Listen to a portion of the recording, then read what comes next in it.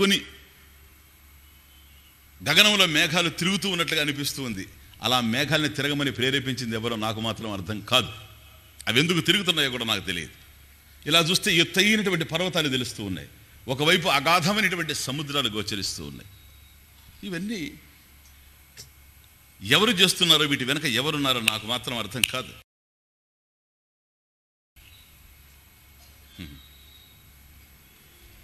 ఇది పువ్వు చాలా అందంగా ఉంది, కానీ ఇది నిన్న మొగ్గ. నిన్నటి మొగ్గ ఈరోజు పువ్వయింది. చాలా సున్నితంగా ఉంది, సువాసనని వెదజల్లుతుంది, సుగంధాన్ని వెదజల్లుతుంది. ఈరోజు పువ్వుగా ఉంది, కానీ నిన్నటి మొగ్గ అది. నిన్న మొగ్గ ఈరోజు పువ్వయింది. నేనేం చేయలేదు, అదే అలా అయింది. అది ఎందుకయిందో నాకు అర్థం కాదు. అది అలా అవుతూ ఉంది. నేను చూస్తూ ఉన్నాను ఈ ప్రపంచం. ఈ చేతిలో ఎన్ని గీతలో, ఈ గీతలు ఉన్నాయి గనక హస్త సాముద్రికం చేసేవాడు కూడా ఒకడు ఉన్నాడు, వాడికి ఒక వృత్తి కలిగింది. కానీ ఇన్ని గీతలు ఇక్కడ ఉంటే ఒక్క గీతను ఎక్స్ట్రాగా నేను గీయలేనని అనుకుంటున్నా. మీరేమైనా ట్రై చేయండి కావాలంటే. ఈ గీతలు గీసిన వాడు ఎవడో, ఈ రాతలు ఏంటో నాకు అర్థం కాదు. తల మీద ఎన్నో కేశాలు ఉన్నాయి, ఒక్క కేశాన్ని మనం నాటలేం, మన వల్ల కాదు. ఆ పనులు ఎవరు చేస్తూ ఉన్నారో, ఇవన్నీ ఎవరి అధీనంలో ఉన్నాయో నేను ఊహించలేకపోతూ ఉన్నా. నేను ఊహించలంత మాత్రాన లేకుండా పోలే. ఎవరో ఉన్నారు, అస్తి ఖచ్చిత అపార శక్తి, అనంత శక్తి. ఈ అద్భుతమైనటువంటి ఈ విశ్వం వెనుక ఏదో ఒక శక్తి కనపడుతూ ఉంది. నిన్నటి వరకు కొద్దిగా ఇదమిద్దంగా చూస్తూ వచ్చాం అనేక కోణాలు.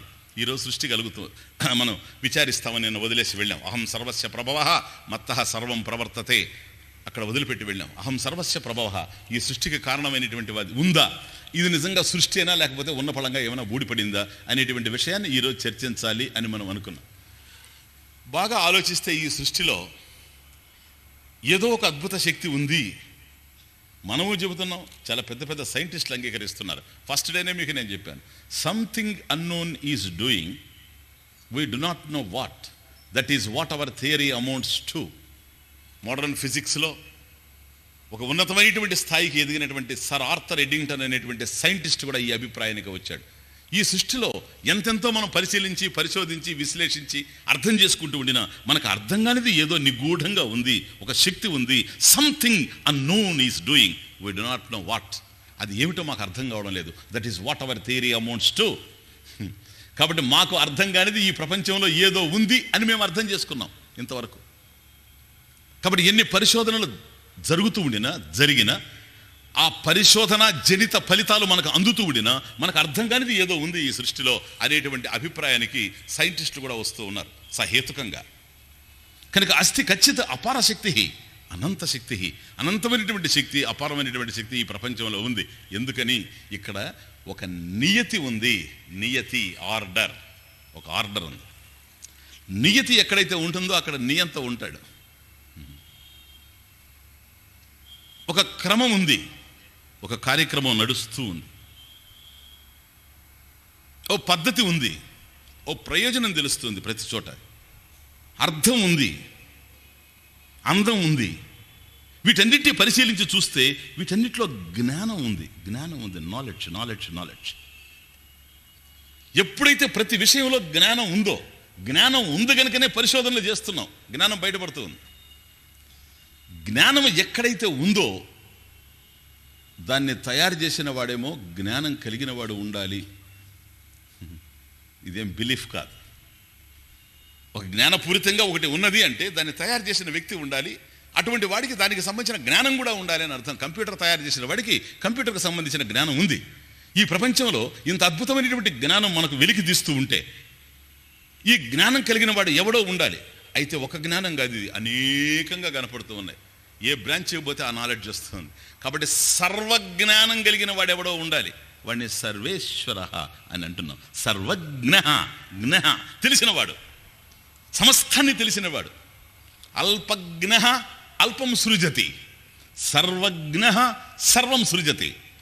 అల్పజ్ఞానం కలిగిన వాడు, స్వల్ప జ్ఞానం కలిగిన వాడు స్వల్పమైన అల్పమైన వస్తువులను తయారు చేస్తాడు. సర్వజ్ఞానం కలిగిన వాడు మాత్రమే సర్వాన్ని తయారు చేయగలడు. సింపుల్. అటువంటిది ఏదన్నా ఉందా అనేది ఒక విచారణ ప్లీజ్. చాలా పెద్ద సబ్జెక్ట్ ఇది. ఈ ఒక్కరోజు ఉపన్యాసంలో నేను దాన్ని పూర్తి చేయాలి. వీటి మీద ఎంతో తర్జన భర్జనలు ఉన్నాయి. ఒకరు చెప్పింది ఒకరు చెప్పరు, ఒక మతం చెప్పింది మరొక మతం చెప్పదు, ఒక మతంలో కూడా ఒక్కొక్క శాఖ చెప్పింది ఇంకొక శాఖ చెప్పదు. వీటన్నిటి మధ్య సామాన్యమైనటువంటి మానవుడు నిజంగా ఇది సృష్టినా, నిజంగా సృష్టికర్త ఉన్నాడా, దేవుడు అనేవాడు ఒకడున్నాడా అనేటువంటి ఆలోచన పడిపోతుంది. ఇప్పటి వరకు మనం చూసిన దాన్ని బట్టి ఎప్పుడైతే జ్ఞానం ఉందో, జ్ఞానం కలిగినటువంటి వాడు ఒకడు ఉండాలి, అతడు దేవుడు అని నువ్వంటే నేను కాదనడం లేదు, అది ఒక అద్భుతమైన శక్తి అని నువ్వు చెబితే నేను నిరాకరించడం లేదు. కానీ ఒకటి ఉంది అనేది మాత్రం లేదు అనడానికి అవకాశం లేదు. ప్రూవ్ చేస్తాం ఈరోజు. ఎందుకంటే ఒక ఆర్డర్ ఉంది గనక. అర్జున, అహం కృత్స్నస్య జగతః ప్రభవః ప్రళయస్తథా. 7వ అధ్యాయం. నిన్న మనం చూసింది 10వ అధ్యాయంలో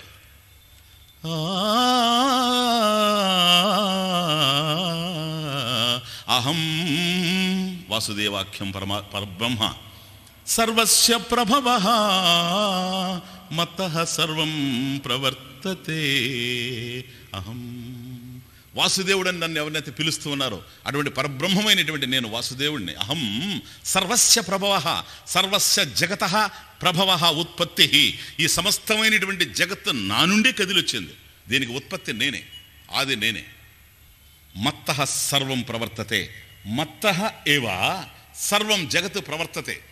ఈ దీని పుట్టుకకు నేనే కారణం. దీని యొక్క పోషణ కూడా నా మీదనే ఆధారపడి జరుగుతుంది. దీని మనుగడంతా కూడా నా మీదనే ఆధారపడి జరుగుతుంది. నిన్న మన జీవితం అంతా పరమేశ్వరుడి మీద ఎట్లా ఆధారపడి ఉందో సహేతుకంగా చూసాము. నిన్న తీసుకున్న ఆహారం దగ్గర నుంచి అది బ్లడ్ అయినంత వరకు, రక్తంగా ఎట్లా మారుతూ ఉందో, గుండె ఎట్లా పనిచేస్తుందో అన్నీ చూచాం. కాబట్టి ఒక అద్భుతమైనటువంటి ఒక యంత్రాంగం లోపలనే ఏ విధంగా ఉందో, అది ఎట్లా పనిచేస్తూ ఉందో నిన్న చూచాం.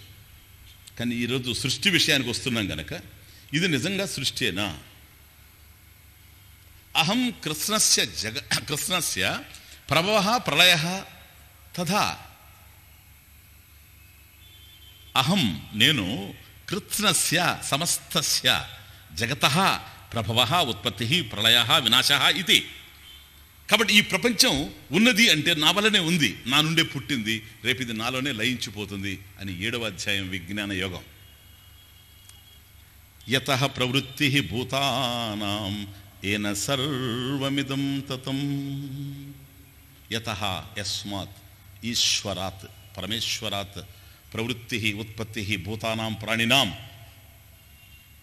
ఏన ఈశ్వరేణ ఇదం జగత్ సర్వం తతం వ్యాప్తం. 18వ అధ్యాయం.